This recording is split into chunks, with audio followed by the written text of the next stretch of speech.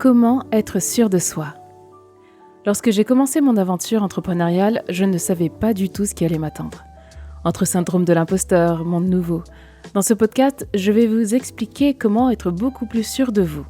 Bienvenue sur ma chaîne, je m'appelle Claude Eugénie et je vous aide à parler en public, à créer votre stratégie business et digitale et également sur votre mindset. Alors je n'ai pas de recette miracle, mais plutôt des histoires à partager avec quelques morales. Connaître ses blessures du passé. Parler en public, c'est s'exposer. Ma mère dit souvent « qui expose, s'expose ». En réalité, ce que vous dites, même si vos mots peuvent être retenus contre vous, sont le reflet de ce que vous pensez, donc de qui vous êtes. À 11 ans, je ne voulais pas être une fille. Ce qui me fait rire aujourd'hui quand ma fille me dit la même chose. Tous ces changements hormonaux et physiques, c'est plus que ce que je peux supporter à l'époque. Je veux être grande, mais pas une fille, bon sang. Je me comporte donc à l'époque comme un garçon manqué. Je mets des casquettes, des joggings. Bref, le style des années 90 en somme. Je vais pour acheter mon pain à la boulangerie et la boulangère me dit « Voilà la monnaie, jeune homme ». Vous allez peut-être être surpris par ce que je vais vous dire, mais à ce moment-là, je lui réponds « Bah, je suis une fille !» Assez timidement, bien sûr. Du coup, elle ne m'entend pas. Nouveau jour. Je vais acheter du pain. Cette fois-ci, on ne m'y reprendra plus. Je mets ma casquette, comme d'habitude, mais cette fois-ci, j'ajoute des boucles d'oreilles. Voici vos baguettes, jeune homme. Oh, je suis une fille. À 18 ans, je mets mon premier débardeur, légèrement décolleté. On voit pas grand-chose car je ne fais pas partie de l'équipe à forte poitrine. Je suis au lycée et je parle dans la cour avec mes copines. Nous sommes au mois de juin, c'est la fin de l'année, le début de l'été. Allez hop, on se lâche. Ma copine me regarde intriguée et me demande « Pourquoi tiens-tu tes épaules? Tu as froid ?» Je suis « non, je veux juste pas qu'on regarde cette zone de mon corps. » Vous l'aurez compris, plus jeune, j'étais en décalage avec ce que je pensais de moi et ce que les autres observaient. Aujourd'hui, je n'ai plus du tout ces complexes. À vrai dire, je suis devenue maman et je suis dans l'extrême opposé. Je ne me soucie plus du tout de regard des autres. Mon fils ne veut pas mettre son bonnet? Tant pis, je le mets. Ma fille, maman, tu vas vraiment mettre ce bonnet pour l'école? Comment faire pour avoir confiance en soi? Il faut tout d'abord chercher à se connaître. Pour se connaître, il faut faire des tests et mesurer. Pour être sûr de soi, il faut que les connaissances que l'on a de soi soient sûres. Mais comment faire ça? Il faut tout d'abord commencer par comprendre ce qui peut vous décaler dans votre être. En gros, votre corps est le véhicule de vos pensées et de vos émotions. La pensée est la destination et l'émotion est la navigation. C'est-à-dire que quand vous pensez à quelque chose, vous pensez en général à un objectif, qui soit à court terme ou long terme. Par exemple, je veux manger, je veux devenir boulanger, je veux aller de l'autre côté de la rue, etc. Je veux cet emploi et tout. Ça, c'est vos pensées. Elles ont toujours un but final, une destination. Par exemple, un autre exemple, je veux regarder un film sur Netflix. C'est une destination. Maintenant, l'émotion est votre GPS. Qu'est-ce que ça signifie? Ça signifie que quand vous avez des choix à faire et que vous devez aller quelque part, donc aller vers une destination résultante de votre pensée, votre GPS va vous indiquer si vous êtes sur la bonne voie ou non. Un exemple, vous avez ce dossier à rendre et la date se rapproche. Comment vous sentez-vous? De plus en plus anxieux pour certains ou alors de plus en plus excité à l'idée de le faire au dernier moment pour d'autres? Eh bien là, vous avez votre première connaissance de vous-même. Certains d'entre vous seront stressés, donc maintenant vous savez que lorsque vous retardez une échéance, ça vous stresse et donc du coup ce n'est pas la bonne navigation à utiliser. Et par contre pour d'autres, vous savez que ça vous excite en quelque sorte et que ça vous booste. Donc dans ce cas-là, vous allez vous rapprocher les échéances de vos projets pour vous permettre justement d'être dans cet état d'adrénaline. Pareil dans vos choix. Si on vous propose un poste et que le poste vous plaît, mais vous sentez qu'il y a un truc qui ne va pas, vos émotions sont là pour vous indiquer « Attention, il y a anguille sous roche, il ne faut vraiment pas y aller ». Et quand vous écoutez vos émotions, vous êtes dans la meilleure direction pour être sur votre chemin à vous et pas sur le chemin de quelqu'un d'autre. Donc être sûr de soi, en réalité, c'est être sur son chemin. Et quand vous êtes sur le chemin des autres, par rapport à leur opinion, ce qu'ils ont pensé de vous, eh bien vous n'êtes plus du tout sur votre chemin et il est donc impossible d'être sûr de vous. Bien sûr, nous n'avons pas tous les mêmes sensibilités. Certains sauront immédiatement ce qui leur convient et d'autres vont mettre un peu plus de temps. Mais tout ça, on le sait grâce à l'expérience. Maintenant, vous allez me dire, Claude Eugénie, ok, c'est bien beau l'expérience, mais j'ai pas envie d'avoir 70 ans pour être sûr de moi. Alors comment on fait ? Eh bien, si vous n'avez pas le temps d'expérimenter et que vous voulez savoir tout de suite, il y a d'autres moyens pour cela. Cet été, je discutais avec une amie astrologue et nous avons découvert ensemble le Human Design. En gros, selon votre date de naissance, l'heure et le lieu de naissance, il y a des prédispositions à certaines choses dans votre Human Design. Grâce au Human Design, qui est un premier outil, vous pouvez savoir comment vous fonctionnez. Si vous allez sur le site designhumainfrance.com/votre carte, vous allez pouvoir réaliser votre carte de Human Design. Et puis après, vous allez sur YouTube, il y a des personnes qui expliquent très très bien là où vous en êtes. Pour ma part, j'ai découvert que je suis manifesteur générateur. En gros, en quelques lignes, j'ai l'opportunité de pouvoir générer ma propre énergie dans mes projets de ma vie de tous les jours, d'être ma propre source, et à la fois de pouvoir manifester. Donc il y a plusieurs types, il y a le manifesteur générateur, il y a le manifestor, il y a également le projecteur et le réflecteur. Donc manifestor, générateur, projecteur et réflecteur. Allez voir dans les grandes lignes, c'est vraiment un sujet très intéressant. Il se peut que vous soyez un petit peu sceptique, mais ça vaut le détour, croyez-moi. Vous allez peut-être comprendre pourquoi vous fonctionniez de telle ou telle manière. Maintenant, ce qui m'a marqué le plus, c'est que j'ai compris pourquoi je ne pouvais pas avoir de routine. En gros, je tiens pas les routines. Il y a quelque chose en moi, en fait, depuis longtemps, où j'aime beaucoup l'innovation, des choses comme ça et tout, mais j'aime bien, en fait, installer une routine, puis après, du jour au lendemain, je vais la casser. Donc peut-être ça va durer 15-10 jours, et puis stop, je change. J'ai besoin de ça, et je comprenais pas, et je me pensais un petit peu instable, ou je me sentais mal, en fait, et je me dis, tiens, c'est difficile, j'ai du mal à suivre une routine, pourquoi, etc. Donc ça m'a valu beaucoup de pensées, entre guillemets, négatives, parce que c'était pas forcément des pensées de joie, où je ne comprenais pas pourquoi j'arrivais pas à tenir tel ou tel challenge, pourquoi. Et en réalité, je suis quelqu'un de plutôt spontané et les routines, c'est vraiment pas mon truc. En regardant mon chart, en astrologie chinoise cette fois-ci, donc en regardant le Bagua, j'ai compris aussi que j'aime rechercher et analyser. Alors l'astrologie chinoise se base également sur la date de naissance, l'heure de naissance et le lieu de naissance, et ça va vous donner tout un tas de paramètres. Bon, c'est assez compliqué, il y a plein de webinaires sur le sujet, mais c'est un peu plus compliqué et difficile d'accès que le Human Design. Donc ça va apporter plein d'éléments et grâce à l'astrologie chinoise, si vous cherchez un expert, j'en connais sur le sujet, j'ai pu enfin comprendre en fait pourquoi pourquoi j'aime rechercher et analyser. Et bien entendu, aujourd'hui je sais que j'aime déjà tout ça, mais le fait de le voir dans un document qui se base que sur notre date de naissance m'a fait me questionner. Dans la vie, beaucoup de personnes vont nous dire ce qu'ils veulent pour nous ou bien ce qu'ils voient de nous. Nos parents, nos amis, notre employeur. Et ce n'est peut-être pas toujours la bonne chose à faire. Enfin, vous pouvez prendre l'avis des autres, c'est une bonne chose, mais l'avis des autres n'est qu'un simple indicateur extérieur de ce que vous manifestez. Parfois, on ne se voit pas. Faites le test, vous ne pouvez pas voir votre propre nez. D'autres le verront pour vous, et donc du coup, ces personnes de confiance sauront vous dire qui vous êtes réellement parce qu'elles ont sûrement l'habitude de vous, et pas la personne que vous aimeriez être. Mais quand on vous donne une opinion sur qui vous êtes, prenez-la avec des pincettes, observez-la, mais ne l'absorbez pas.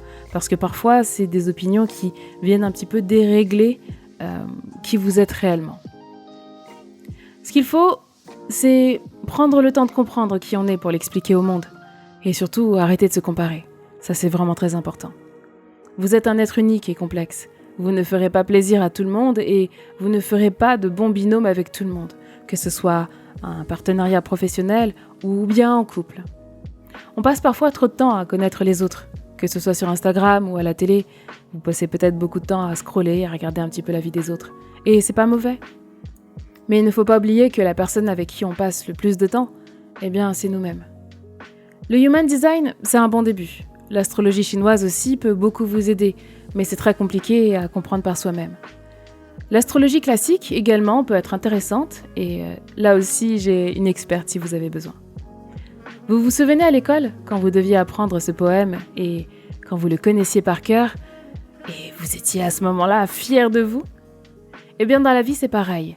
Prenez le temps de vous connaître. Comment réagissez-vous quand on vous dit que vous êtes beau ou belle ? Comment réagissez-vous face à un commentaire négatif ? Une insulte, un mot en particulier ? Stop, voilà, c'est cette émotion qu'on veut mesurer.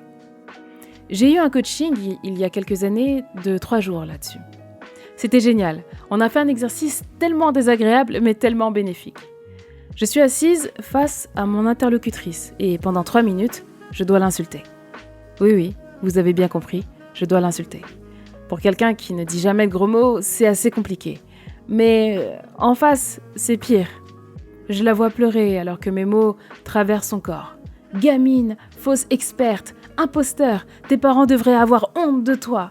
Bla bla bla bla, et j'enchaîne pendant 3 minutes. Rien que d'y repenser, j'ai la larme à l'œil.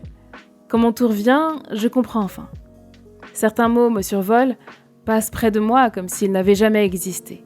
D'autres ciblent la tête, d'autres le cœur. Ça y est, je pleure. Je respire de plus en plus fort pour évacuer l'énergie de ces mots qui sont si douloureux pour moi. Je comprends alors que lorsqu'elle a prononcé ce mot en particulier, je ne vais pas vous dire lequel, en fait, j'avais pas fait la paix avec mon passé.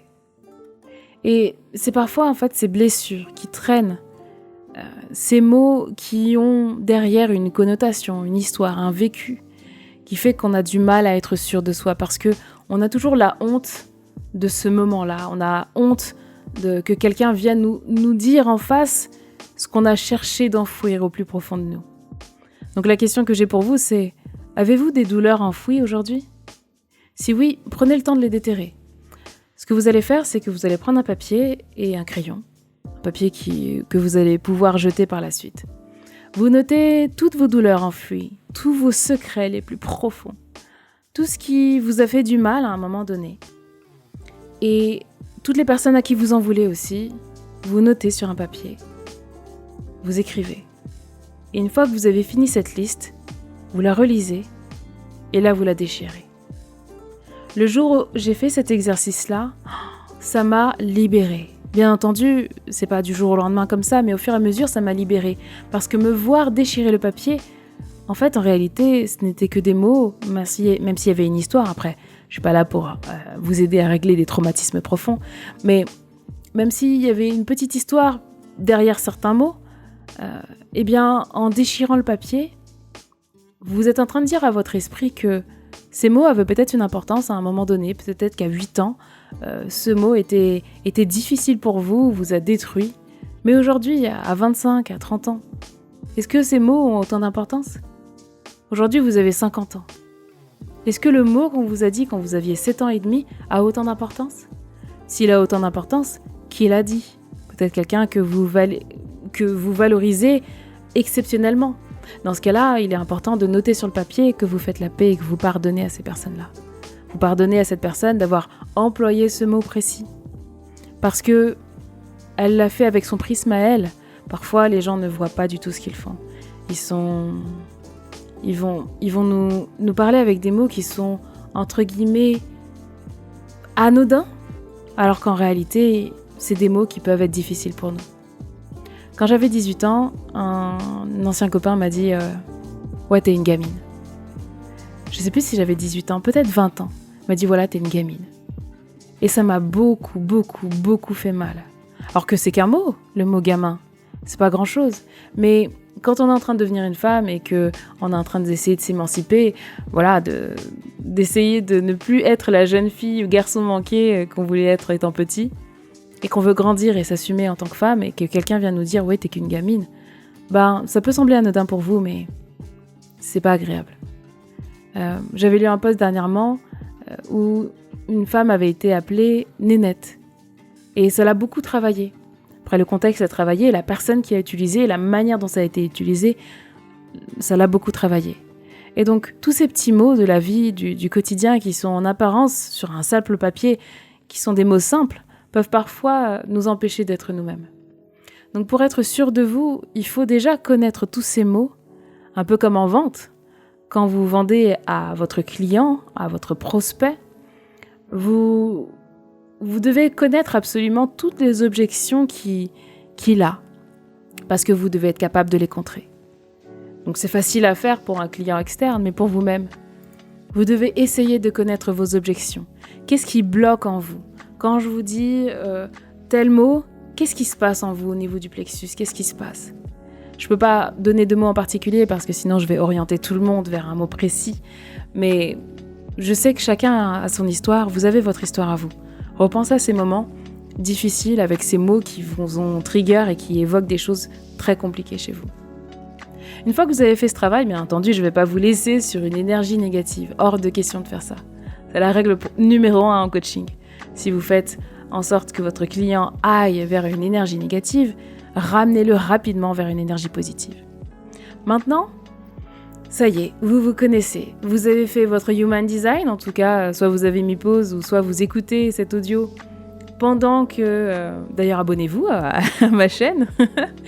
Si vous écoutez cet audio pendant que vous êtes en train de regarder votre human design ou d'autres, maintenant vous vous connaissez un peu mieux. Je suis convaincue qu'à la fin de cet audio, on va se laisser et que vous aurez déjà enclenché le chemin vers la connaissance de vous-même.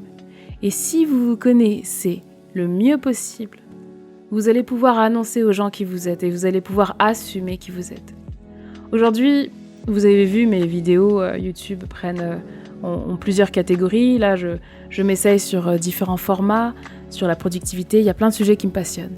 Mais j'attends pas l'aval des gens, en fait. Si j'ai envie de parler d'un sujet, je parle de ce sujet-là parce que moi, ça m'anime et ça me fait plaisir. Si jamais vous avez besoin d'entendre parler d'un sujet en particulier, vous me le dites et moi, j'en fais une vidéo.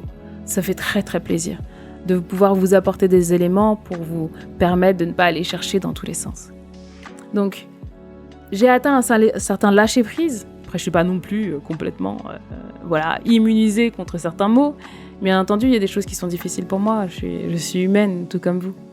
Mais aujourd'hui, j'ai plus d'assurance et plus de force. Et je suis convaincue que vous aussi, demain, vous aurez plus d'assurance, plus de force par rapport à qui vous êtes, par rapport à ce que vous faites et par rapport à là où vous voulez aller. Donc, n'oubliez pas, votre pensée, c'est votre destination.